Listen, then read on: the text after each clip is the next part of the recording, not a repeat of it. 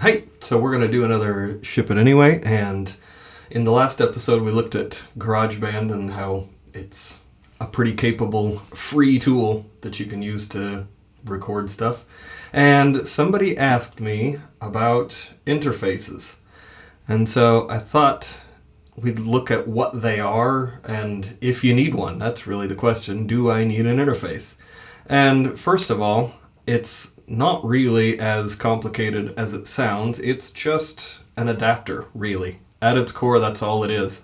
There's no place to plug in a 1/4-inch cable into a computer, and so this is basically just a USB to 1/4-inch or XLR adapter. So if you want to be able to plug a microphone like this or any other kind into your computer, or a bass or a guitar or anything that uses a 1/4-inch lead, then you'll need an interface. This is one of them. This is one of dozens of options that you have. This is the one I usually use, and all it is, as you can see, is just 2 channels, so that if you want to record, a guitar and a voice at the same time, you can, or if you have 2 identical microphones and you can record a stereo track. Most of the kind of entry-level size interfaces are going to be this, and gearheads are going to want to talk about preamps and all that other stuff, and that's good. I like nerding out on that stuff too, but that's not the point of this. The point is just to show you this is what you need. Most of the time at entry level it's going to be USB, and all it is, as I say, at its core is an adapter. So the question is, do you need one? Is it necessary? And I thought it'd be really fun to try and record just using the microphones available to me directly from Apple. So like recording guitars and basses, in real amps, and just recording them with the sound, with the mics that you get on your computer. Also, I'm going to be using, in both Logic and GarageBand, you can use an iPhone as a mic. I'm going to do that just because I don't feel like putting the physical amp on the desk next to the computer.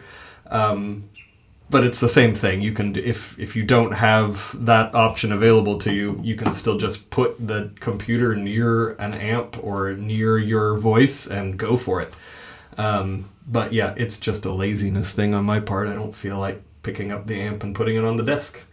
But that's essentially going to be it. We're going to see, and I'm going to do it twice. I'm going to record the first half of the song with no interface at all, just with the mics that come out of the computer and the iPhone, and the second one I'll record it on the interface, and we can see kind of how what the difference is. So I think it'll be cool. I think it'll be fun.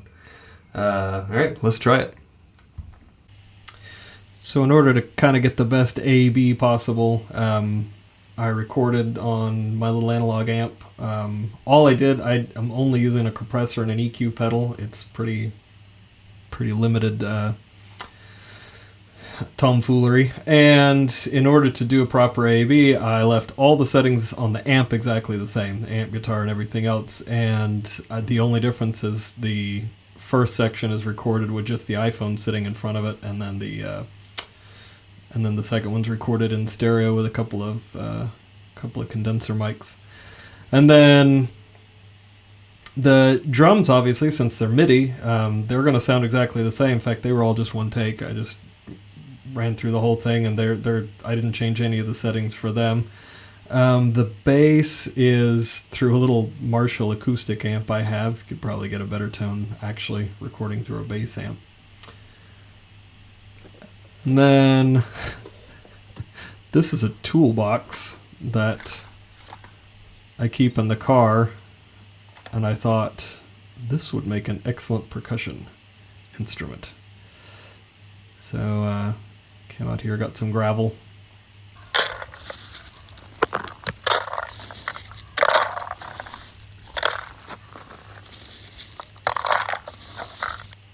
And it was interesting even what a difference it made recording that with the two different mics.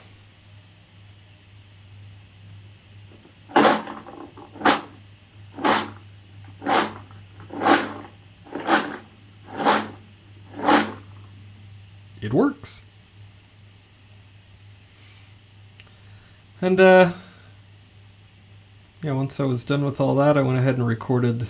This is after I'd switched to the interface, and I'm gonna do the vocals. I haven't written them yet at this point. You'll notice I have another guitar out. That's one of the advantages that you get from recording with an interface is you can use digital amps and things. And so I just plugged it in and thickened up a bit of the very last chorus.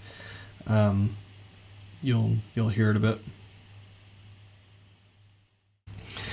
All right. Well, I think that's about where I'm going to leave it, and it was a lot of fun. It took me maybe a little bit longer because I had to set everything up twice, and then also just analog takes a little bit long. There's just more cables and things to stretch out, but either way, not really that difficult, not really that long, and I was pleasantly surprised at how well it came out just using the mic from the iPhone. And honestly, it is a completely legitimate way to record music. Absolutely, you can make some really cool music that way. And I think you'll find when you listen to the full song here in a minute, as soon as for the second half where I use the interface, you'll hear that it gets a little wider, and you can kind of hear a lot more details and things because it's using real mics and things. But honestly,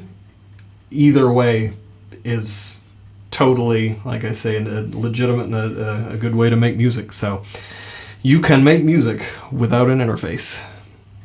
All right, have a listen.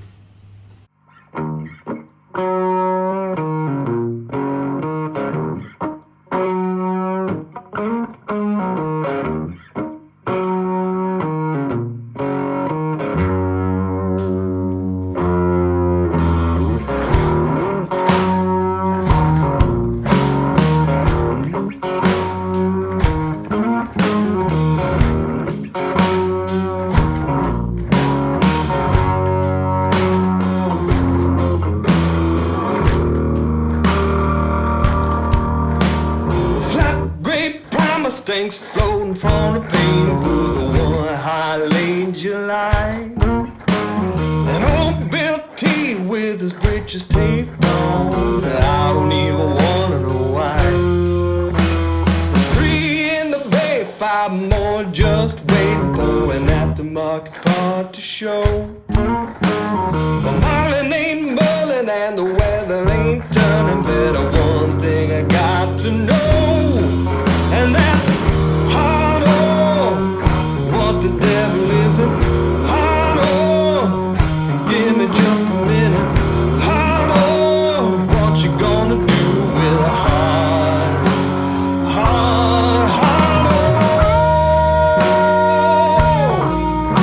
on? Sound of cicada buzz, an antique compressor was rattling in my brain. A little 330 keep the gun from getting dirty while the fumes are slowly wanna make me go insane. And that hard